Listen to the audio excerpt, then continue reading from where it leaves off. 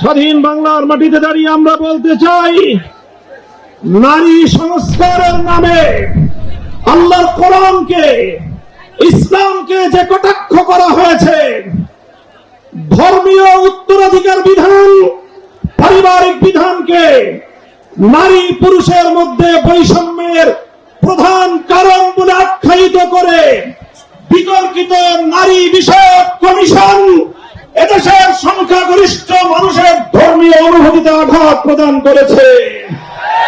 ধর্মীয় অনুভূতিতে আঘাত প্রদান করবার অপরাধে তাদের বিরুদ্ধে আমরা রাষ্ট্রের শাস্তিমূলক ব্যবস্থা দেখতে চাই। হেফাজতে ইসলাম বাংলাদেশ বলতে চায়, এই তথাকথিত পশ্চিমা ধ্যান ধারায় বিশ্বাসী বিতর্কিত নারীবাদীদের আদর্শ এবং দর্শন নয়, বরং হেফাজতে ইসলাম বাংলাদেশ ইসলাম প্রদত্ত আল্লাহর ঘোষিত নারীর ন্যায্য অধিকারে বিশ্বাসী।